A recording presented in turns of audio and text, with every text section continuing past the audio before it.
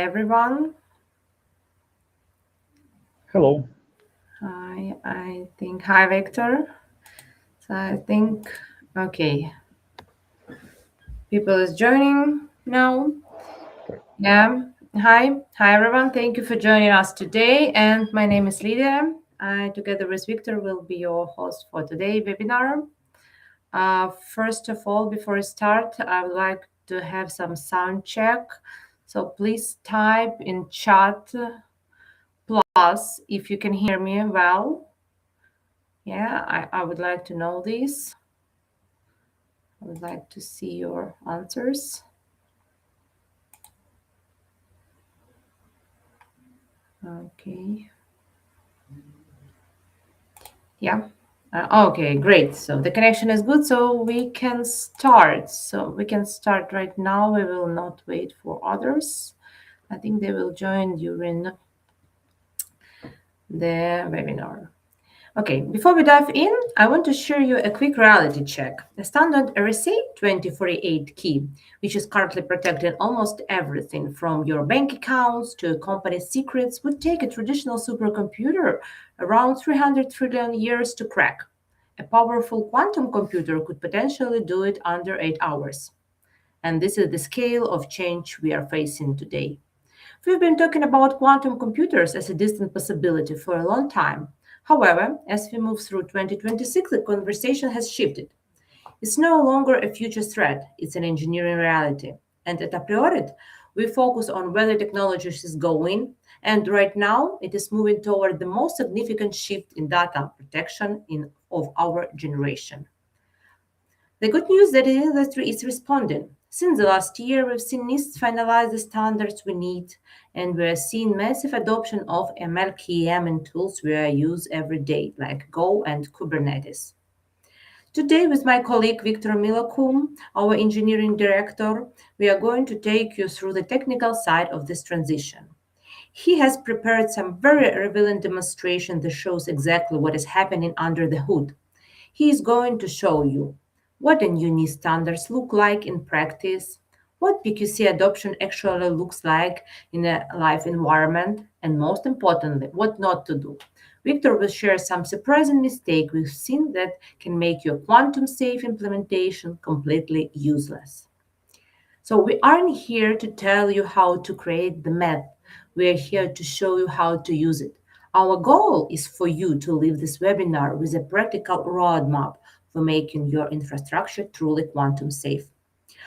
Just would like to remind you that throughout of our webinar, we encourage you to actively participate by asking questions and sharing your thoughts in the chat or during the Q&A session. All questions that will be addressed there will be discussed with Victor at the end of the webinar. So Victor, I hand it over to you. So please go ahead. Thank you, Lydia. Good day, everyone. So let's start and go. Yeah, just let me skip some slides. Yep. Lydia already introduced us, so we can go further. Yeah. And let's start from the start of post-quantum story. Yep. We start with a look of how post-quantum era formally started. As you can see on the slide, in 2015, American National Institute of Standards and Technology launched a global initiative to identify quantum-resistant cryptographic algorithms. They claimed that quantum computers could pose a threat to classical encryption methods and held a competition to identify the best quantum-resistant algorithms. After several years, NIST, simple NIST, evaluated 82 submissions and narrowed them down and chose the most promising candidates. And today we will explore how it goes and where we are, where we stay. Yep. Let's go. Yeah. Let's talk about quantum computer superpowers. What is it? So, what does it mean, quantum computers? And my first statement could be that quantum computers are already here. They exist and is not a theoretical concept, but a fact. Humanity developed many algorithms and implemented several of them. Quantum computing exploits the laws of physics by manipulating a particle's quantum state. Think of quantum states like an array of complex number. Each entry is the amplitude for basic outcome, and the state can be a superposition of many basis vectors at once. Quantum circuits or gates are just linear transforms, matrices that rotate and mix those amplitudes. So from programmer points of view, it is interesting that practical quantum algorithms are implemented using both quantum circuits and classical control. So the implementation rely on classical systems heavily.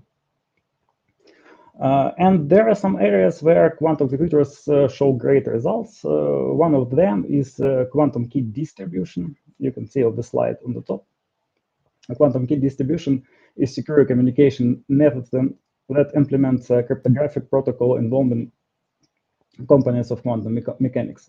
It enables two parties to produce shared random secret key, known only to them, which can be used to encrypt and decrypt messages. This is very much mature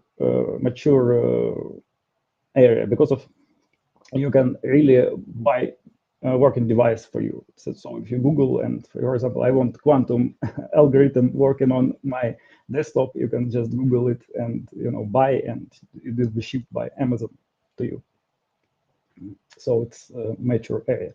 Another interesting area is quantum teleportation, where humanity also developed huge success. You can also read in the internet very interesting cases. But these mature areas are not responsible for hype and doomsday predictions. Instead, the algorithms like Shor's and Gruber's, you can see them on the slide. Shor's algorithm is potentially capable of breaking RSA and ECC in polynomial time, the algorithms we use today. And Gruber's algorithm accelerate brute force attacks on symmetric cryptography. Combined with development in adiabatic quantum machines, these advances show why quantum computer is a major security concern now. Okay, let's go. Let me use another slide. Yeah.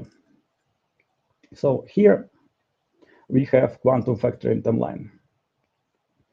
Let's look at real world implementation of Shor's algorithm. So it started like in 2001. And as you can see, the progress is not very huge. So experiments demonstrated factoring of small numbers like 15 or 21. Even when technologies evolved, IBM computers, they still showed some not very huge results yet for factoring. Yeah, but still it was a boom in 2025 when D-Wave claimed an attack on RSA 2048, but only on customized structured inputs, meaning practical RSA 2048 remains secure today.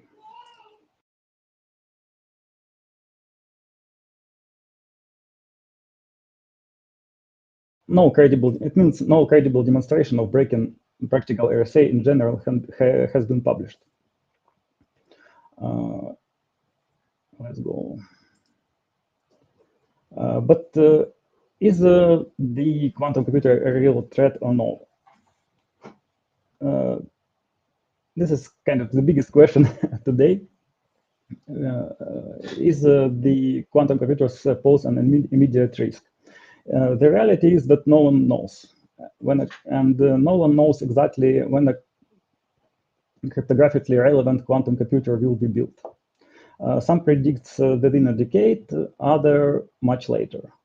But because uncertainty is so high, and because encrypted data can be stored and attacked later, security agencies emphasize preparation rather than prediction. This uncertainty is why post-quantum efforts are accelerating.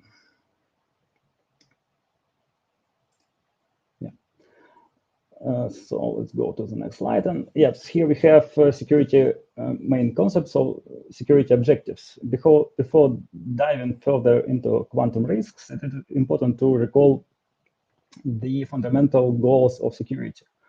There are four basic of them. Some people may introduce more in this classification, but there are four basics, and you can see them on the slide. Confidentiality ensures sensitive information remains private. Integrity verifies that message wasn't altered. Authentication ensures that sender is who they claim to be, and non-repudiation prevents the sender from denying the actions later. These traditional security goals remain unchanged in post-quantum world. What changes are the cryptographical tools needed to achieve them today. Yep. Let's go to the next one. And here we have, a major driver of post-quantum transition is the harvest now, decrypt later threat, as you can see on this slide. Even if quantum computers cannot break today's encryption, attackers can already collect massive amounts of encrypted data and simply store it. And when quantum computers became powerful enough, all the historical data may be decrypted instantly. This is especially problematic for information that must remain confidential for many years. This is why organizations need to adopt quantum-safe cryptography now, not when quantum computers arrive.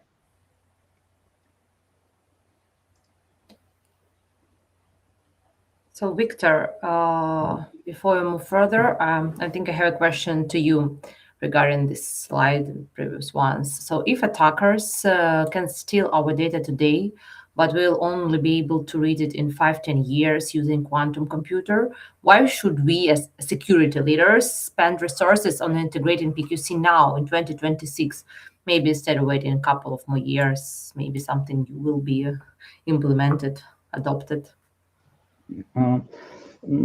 First, because of this particular attack model, harvest now, decrypt later, because of some analysts say that market for encrypted data already exists. So attacker just awaiting the day they will have some quantum computer power to decrypt this data.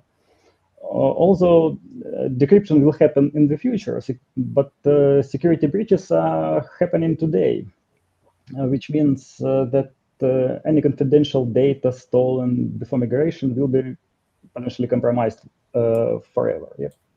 And the second thing is argument for that is that transitioning to post-quantum cryptography, simple PQC, is not simple software update. It's a rather complex task, maybe one of the most complex cybersecurity undertakings in history. So full migration requires discovering hidden cryptographic dependencies, updating infrastructure.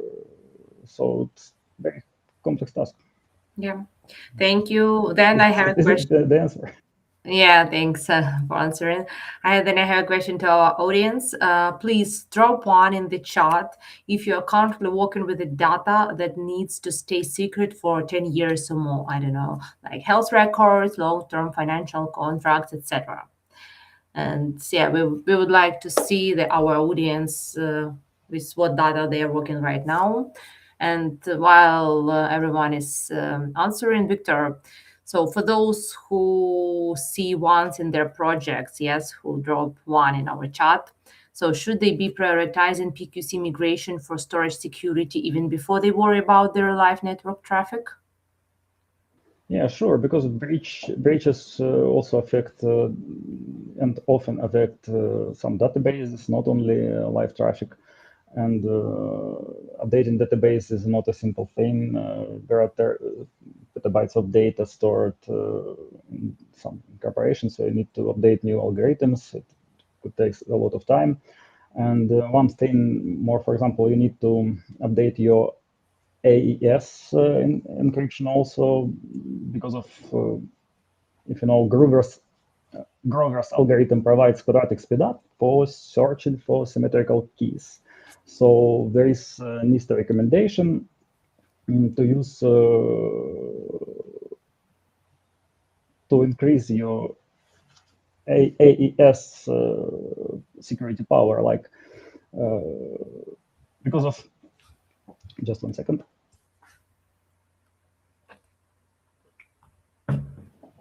Because of just in theory,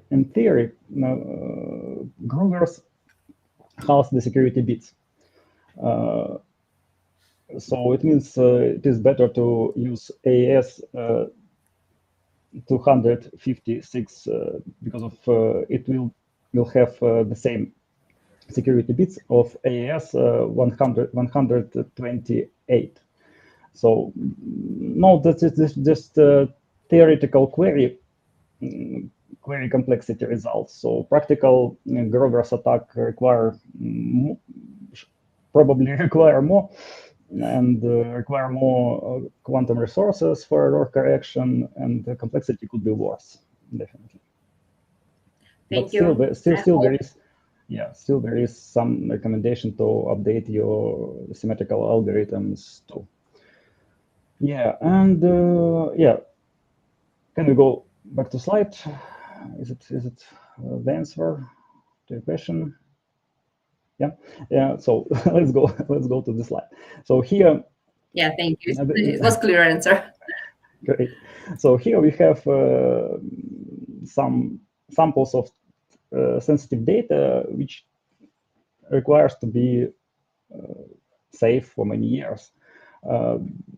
Other different experts say different things regarding it, but for example, CSA says that prioritization should be given to high impact system, industrial control system, other system with long-term confidentiality security needs usually diplomatic communications comes to this group.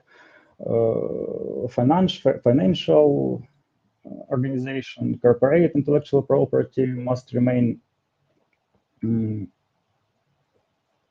sensitive for many years, and there are other categories.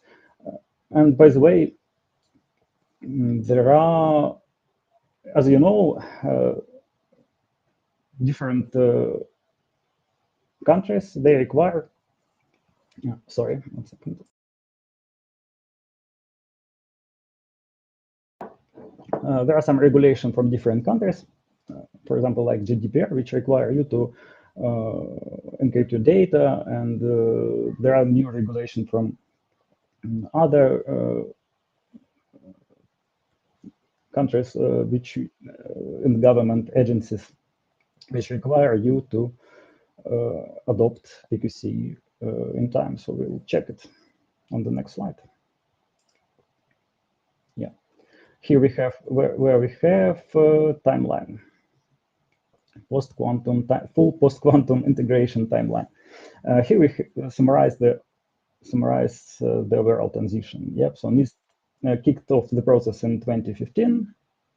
Then you can see my mouse, but I will read some data from slide. Draft standards were released in 2023, and I would say next year, 2025, is the year where these standards were widely adopted in the wild. So we will see in next slides how it went. And as you can see, there are some deadlines. There is deadline for PCI DSS ecosystem, aiming for 2050. And there is a deadline issued by NSA. So different organization, they set different deadlines. As far as I remember, there are some deadlines from Canada, organization for Canada. So the main point is, if you want to sell your software to governments over the world, I think you need to adopt PQC anyway, at least to some point in time, like 2050.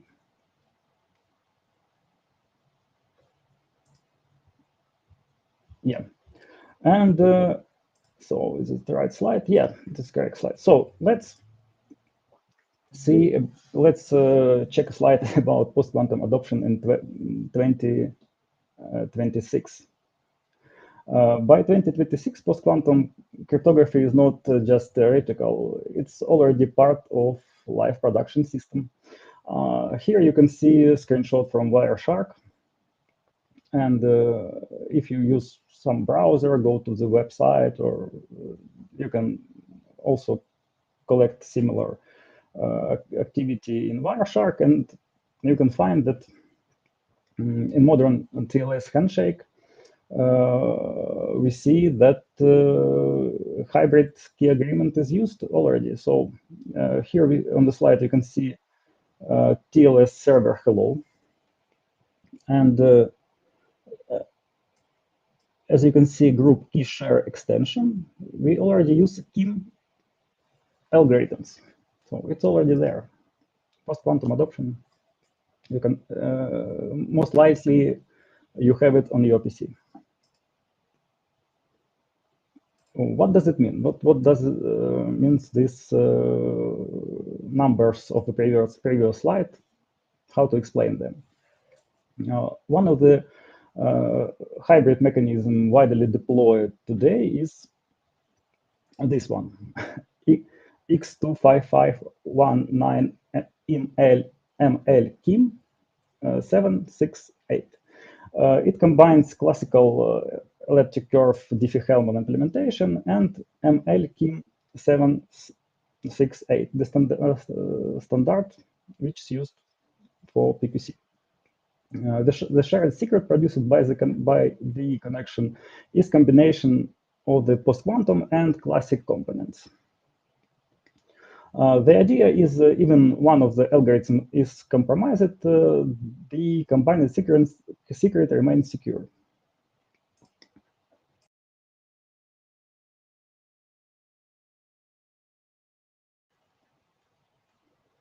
Let's go to the next one.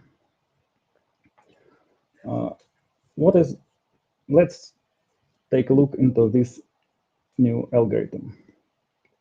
So this slide shows the Go implementation, how to generate key and how to use it. We will see it in the next slide. ML-KIM stands for Module Lattice-Based Key Encapsulation Mechanism. It is one of the NIST selected standards, and it is designed to resist quantum attacks due mathematical hardness of lattice problems. His structure enables efficient key encapsulation while maintaining strong security guarantees. But the interesting thing from programmer's point of view, that we have new terminology here. So encapsulation and decapsulation. You can even see it in API calls. What does it mean? Why not encryption and decryption? So this is something new. In classical crypto, you can take key, RSA key, and use encrypt. Yep. What's the difference? It is pretty much similar to decryption and encryption, but there are some differences. So encapsulation means the sender takes the receiver's public key, generate a random symmetrical key, the shared secret, and encrypts it to create a ciphertext. This is known as encapsulation. Decapsulation means the receiver takes encapsulation, ciphertext, and the private key to retrieve the same shared secret key. So the main reason for this terminology is that KIM produces fixed length shared secret. You can see it on the slide. 32 bytes, which is then used to derive symmetric keys. This differs from public key infrastructure encryption, that can encrypt variable length messages. So you can encrypt any messages in RSA. You know, in real life, it is often a combination of RSA and AES, so it's not like that usually. But technically, you can encrypt variable length there. New design says use encryption, but only for 32-byte secrets, not for your message.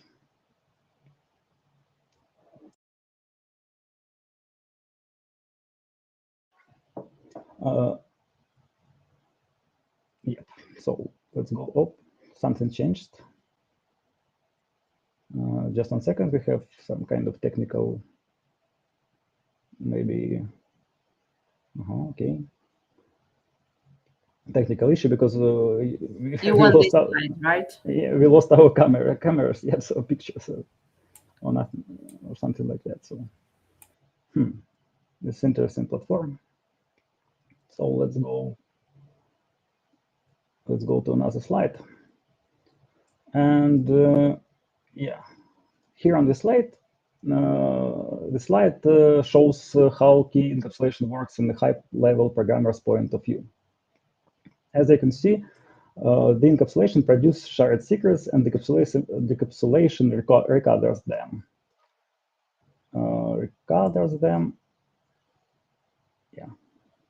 So you can see the slide uses Go 1.24, and yeah, it shows the basic API usage. So you can install it and also use it in your application.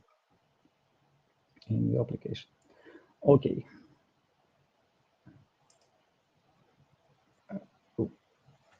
But before we go deeper into Mylokum, let's quickly remind ourselves what a linear equation looks like in matrix form. So let's remember some high school program on this slide.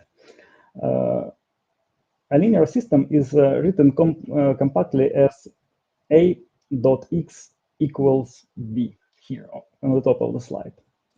Here, A is just a rectangular table of numbers, a matrix.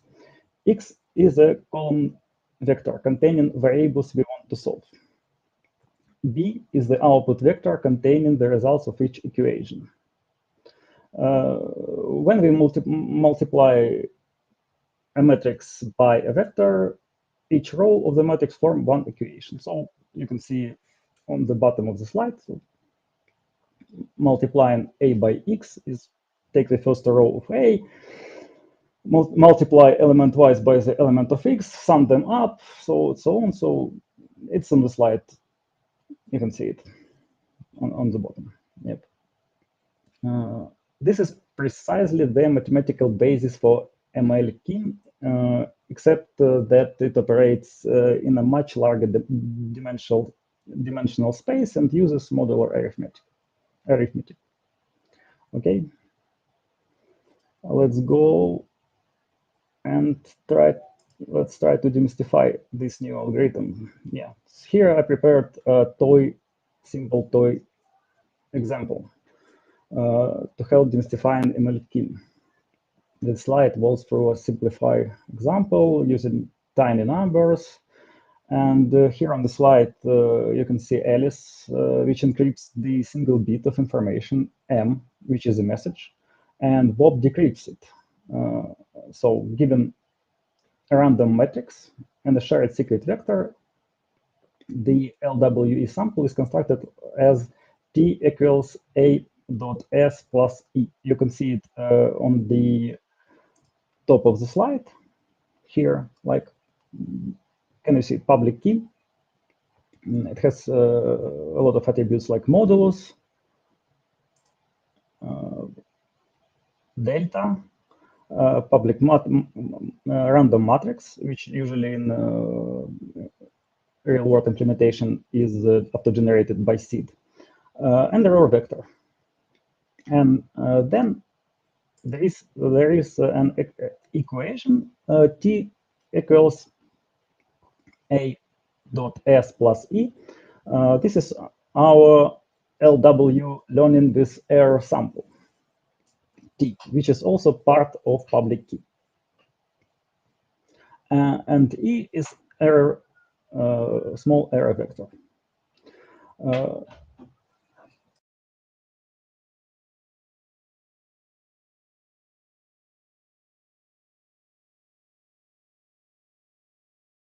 Let's go what's going on here. So what Alice does. Alice here on the slide, she has message bit M, and she generates random seeds R, and error vector. So, and she computes U matrix, like you can see it on the slide also, which is just multiplication of R to A matrix here. So actually, she produces two components of this ciphertext. UT is a masked version of A and the randomness R, and V, the masked message plus noise plus delta times of M. Okay. Why three components? UT hides the randomness Alice used. V hides the message by mixing three things together. The inner product R and 2, some error, and delta times the message bit. Then Bob, she just transfers ciphertext to Bob, and Bob computes these equations and restores original message, which is different because of error is present here. Yeah. So what Bob does, he multiplies UT by his secret vector. Only Bob knows it. Sure, it's secret vector. This gives him part of V that belongs to the randomness. And then he subtracted it away. So you can easily prove this thing. So if you substitute T, it's a very inconvenient thing that you can see my mouse point. But if you do some experiment here and substitute A, R means UT. UTS means R dot A dot S. Yep. And if you substitute members of V, it means R dot T, and you substitute T there, it means like R dot A dot S. So, and this is why this encryption works. So this R dot A dot S components, they just vanished. Are vanished. This is why decryption works. But it works with some error. The error is very important because of E hides the secret. It's small enough to allow legitimate decryption, and this noisy equation problem is believed to be infeasible to solve efficiently by attacker. So this is why error vectors are used.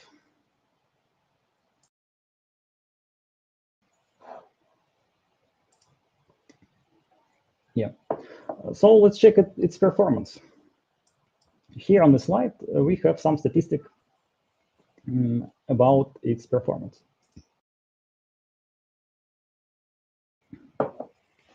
As you can see, we've got some cases. We don't go very deeply right now how to collect this information, but there are some sources, some of them from they came from different implementations and uses different libraries. But as you can see, this slide present performance benchmarks from real integration experiments. And what we can see here that Mylokum shows surprisingly good performance, just because of its hybrid scheme. It integrates a classical one, and then it has some overhead, obviously, and it uses larger key ciphertext signature size.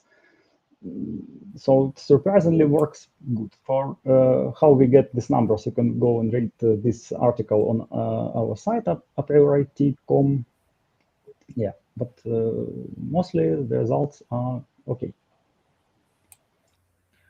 Victor, before you turn it on to another slide, I have a question. So looking at this table, we can see a sharp increase in latency in some of the scenarios.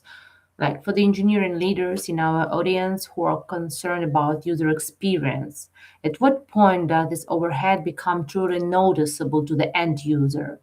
Because it's a critical drawback for the high-speed applications. Lidiia, it really depends on the area where your product operates.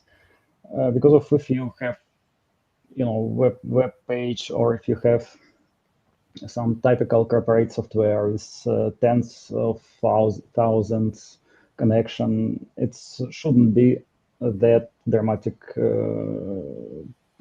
shouldn't be the problem at all. But there are still some areas where it could be a concern. There are some areas.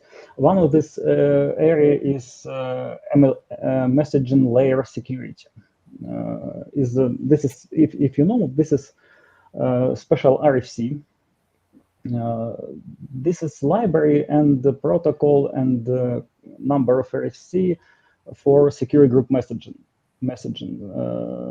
They are maintained by the MLS working group.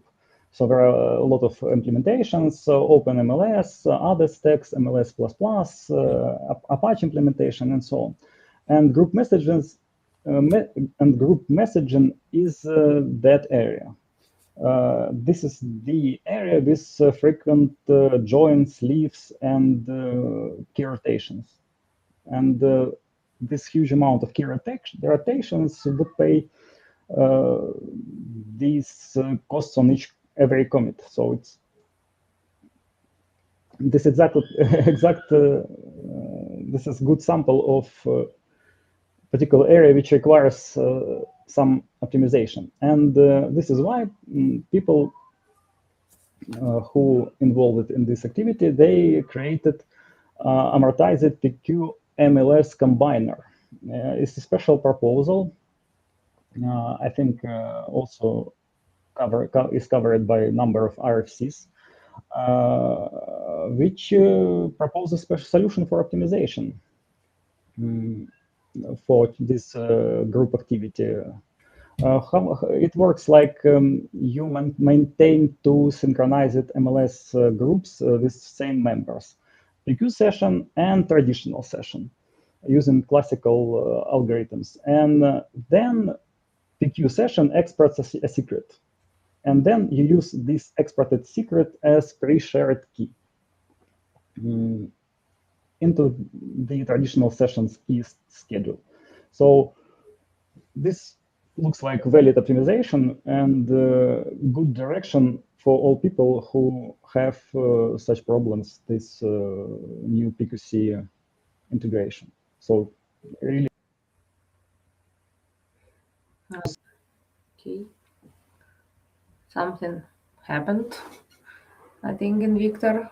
So yeah, he'll be with us soon. I hope everything is fine with his connection.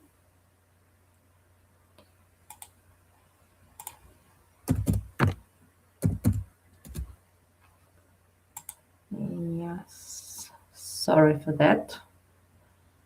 Connection problems sometimes happens.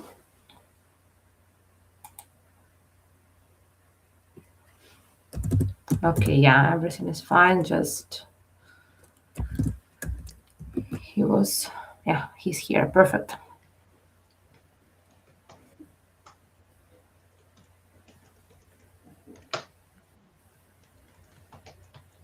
Victor, can you hear me? Yeah, sure. It's some lag of the system. It's not even my internet problems because it's Oh, just the okay, system good. show that I Yeah, should the go to system decided backstage. I don't know why. to disconnect you from the webinar. Okay. Okay, thank you for answering my question. You can continue. Okay, so what is the last thing? Okay, so you have my answer, yep? Yeah, I have it. Thank you. Great, great. Let's go to another slide.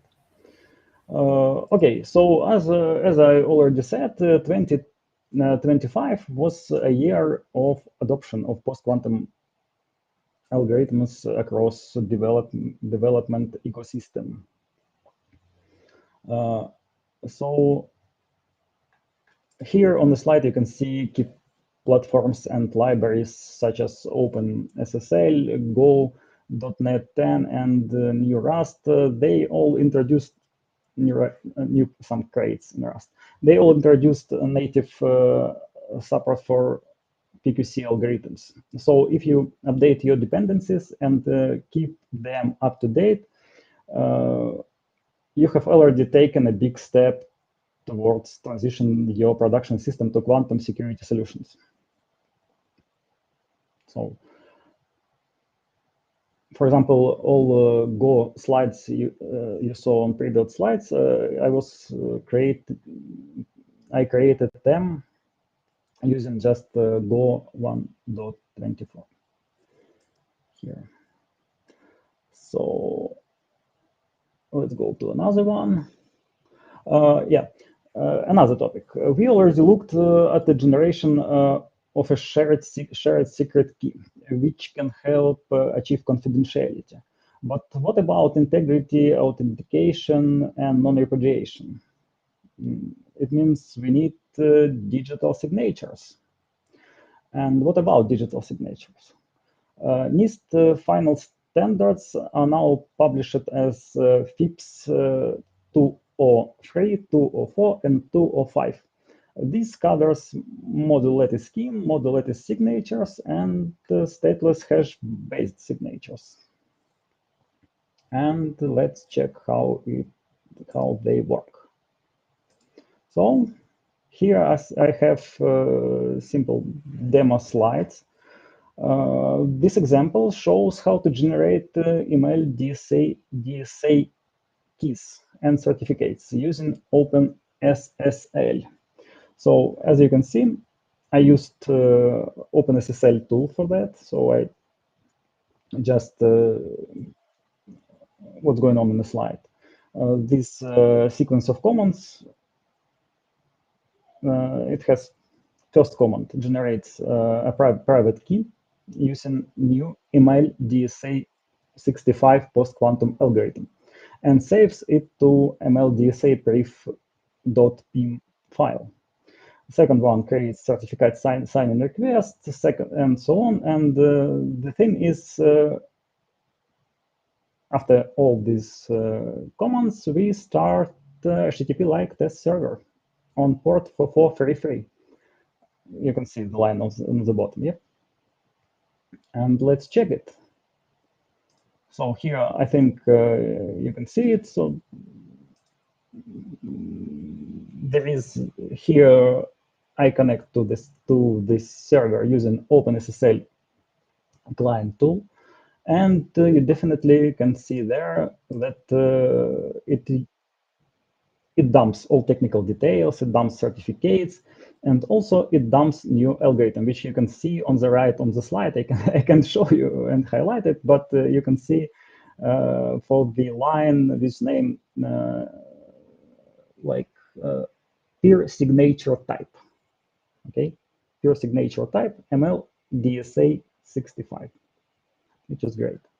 So we just had it. It works. Digital signatures with post-quantum algorithms, they work with this new OpenSSL 3.5. Let's go to another one. Slide. Yeah. So, but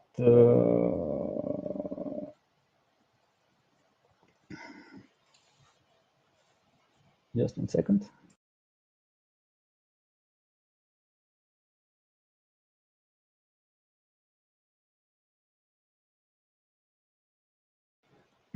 So as you can see, new algorithm is used, but what does it mean? Even some major players like OpenSSL already support MLDSA algorithm for digital signature. There is one thing: you need to migrate and update all existing keys across all organizations, and it could be a major challenge. In a typical PKI, MLDSA would require a new root certificate and new intermediate say certificates. You need to update certificate chains, and yeah, this is it's a lot of work. In many environments, PKI trust entries are not only stored in operation system and the browser trust stores, but also baked directly into firmware or application code. Or there are hard-coded root certificates, and in some areas like in Internet of Things or some embedded areas, the certificates can really can be updated over the device lifetime, which turns a cryptographic upgrade into a very complex task. Some would say supply chain nightmare. Yeah. This is why we all need a thing which is a lot of people call crypto agility. Here we can summarize the necessary properties of the system that are required to make it PQC compliant.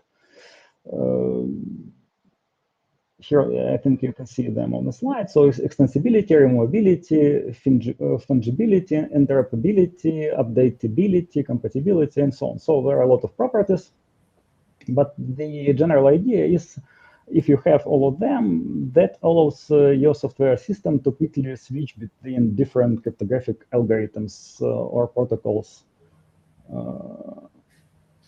Protocols without significant overhead and operational disruptions. Yep. So it's like that. If you have all of them, you are good to go. Victor, we kept hearing the term crypto agility, and it sounds like a serial bullet. But honestly, like if a company has a massive legacy infrastructure with hard-coded algorithms, is true agility actually possible in 2026, or we are looking at complete rip and replace for most older systems? Yeah, nice question. But first, crypto agility is not a silver bullet because of it's just number of properties, right? So, for example, extensibility means the ability to add new cryptographic features or algorithms to your existing systems. So your software is always updated with the latest security measures. We already stated in some slide that you need to keep your dependencies up to date, and if you have latest versions of your dependencies, you already on the good path of having PQC adoption in your software. And there are so they are kind of trivial properties. Updatability means that your cryptographic algorithms can be updated and patched if necessary.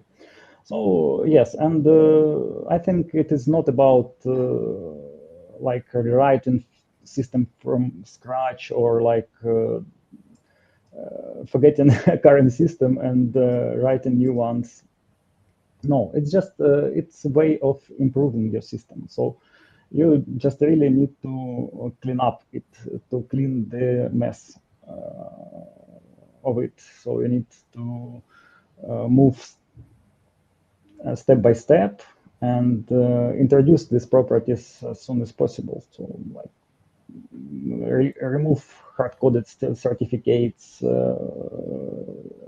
update all existing libraries, and so on. So, Thank you. is it the answer? Yep. Yeah, thank you. Nice. So yeah, well, actually, we have an article on Apriorit.com which describes all the steps, how to do it exactly. So we have a slide. Yeah. So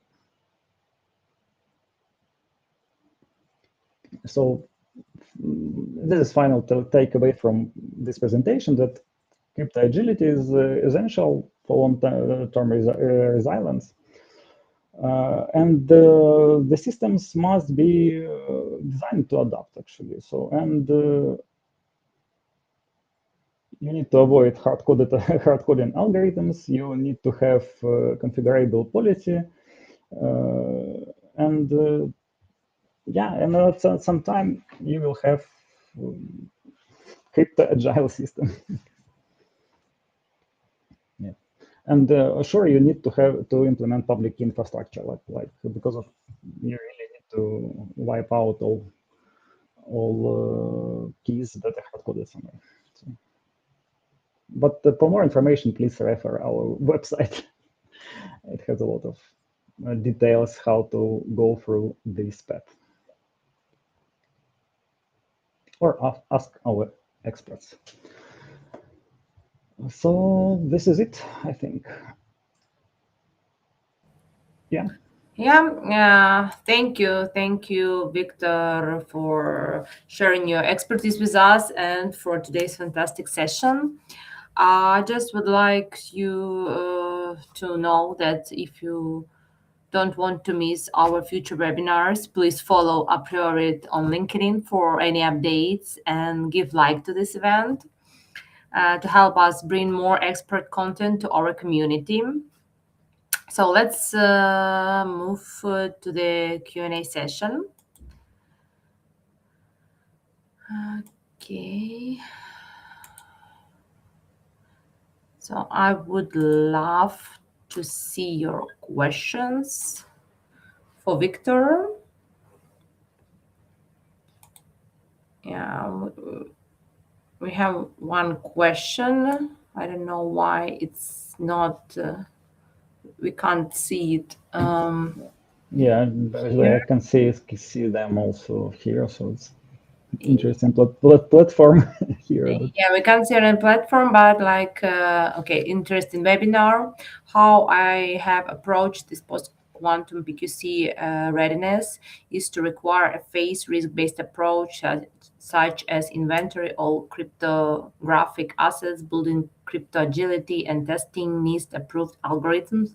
Key steps include identifying vulnerable public key systems, RSA, ECC, adopting hybrid models for transition, and collaborating with vendors to ensure quantum-resistant standards are implemented in a multiple layer phase approach. I would be very interested in hearing and learning more regarding this project. So yeah, I think it's very big question, Victor. Are we going to? Which data? If Harvest now decrypt is attacked, which data should be prioritized first in the cybersec cloud environment? Yeah, I think we had slide about it. Yeah, but this answer. Different experts say different things, but the thing is, some areas require certification. For example, as I said, financial DSS standards requires you to be PQC compliant by 2030. Yeah, so this is you need to have this PQC adoption. At this point, I think they have even deadline by January 1 or something like that. and yeah, other government agencies, yeah, and which data. So I think pretty much all data we talked about in some slides regarding like personal data, healthcare data, then corporate IP, then governments and critical infrastructure data and so on. So if you work with this type of data, you definitely need to do something with it.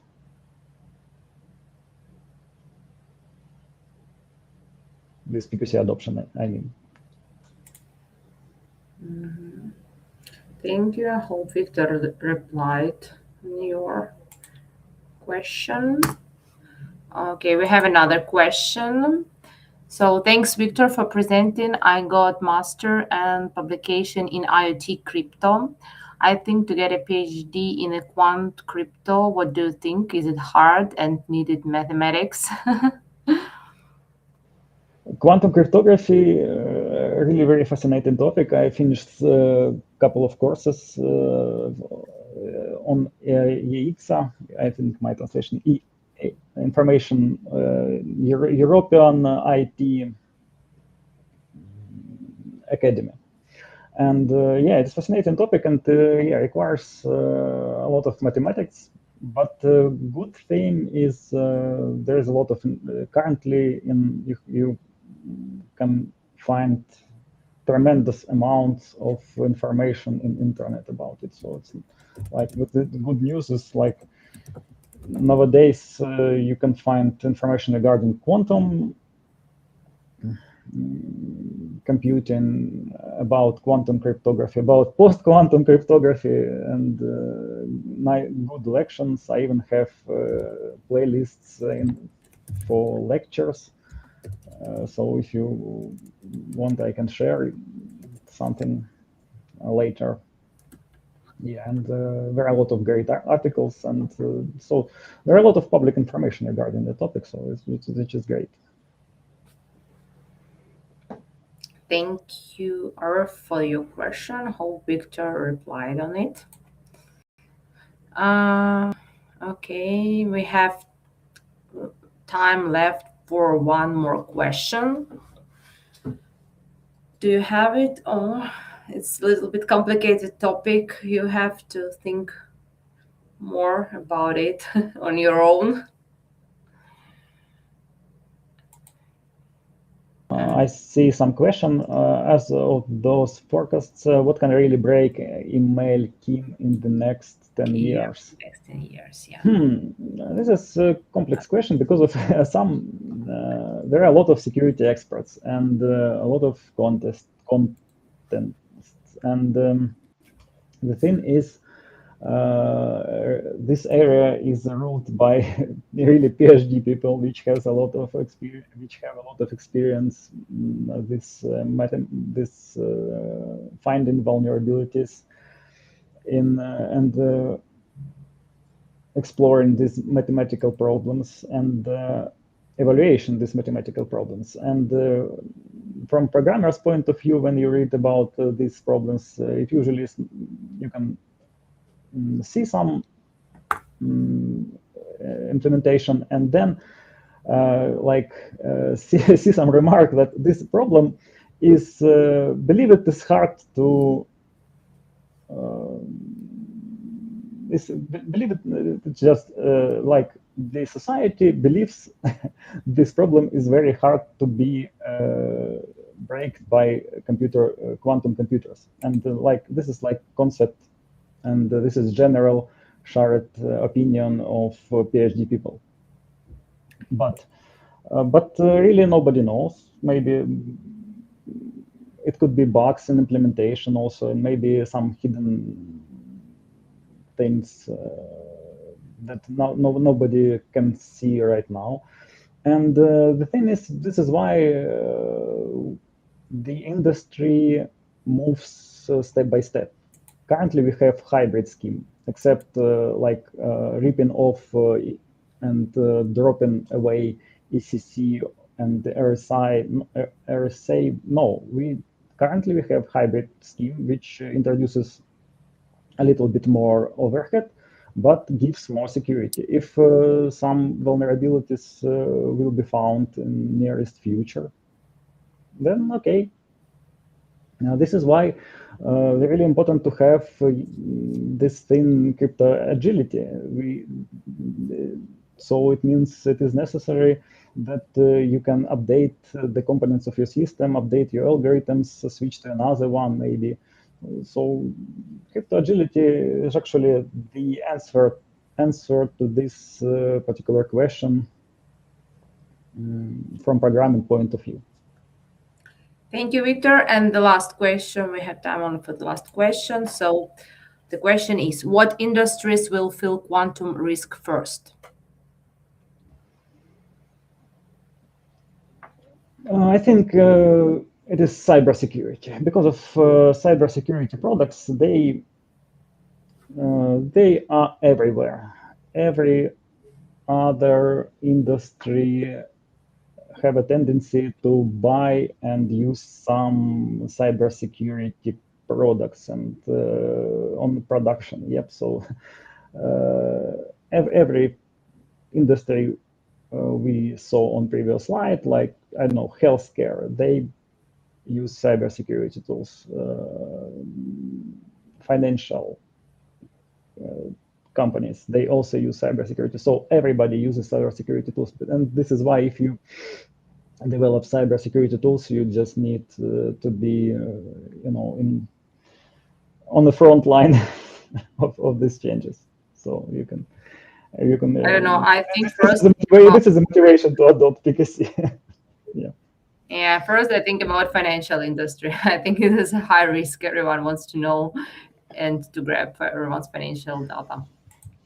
Okay, thank you. Okay, last question, and that's all because we are running out of time. If you would like to ask more questions, please contact us in Apriorit, and we will be glad to answer those questions. So the question is, does quantum crypto needs a crypto computer to encrypt?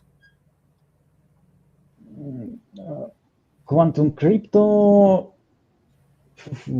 I mean, if we are talking about post-quantum algorithms or quantum cryptography, if we're talking about quantum cryptography, which I mentioned on the second slide or something like that. So yeah, quantum key distribution really use these systems really use quantum properties to encrypt and decrypt messages. This is a very fascinating topic. It's orthogonal to our theme of to our presentation, but it's a very interesting topic by itself.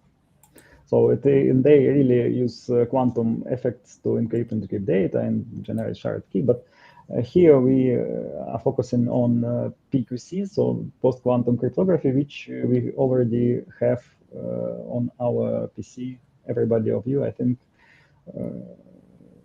your browsers and your applications and your, I don't know, Kubernetes, because of it uses the latest Go packages, so they all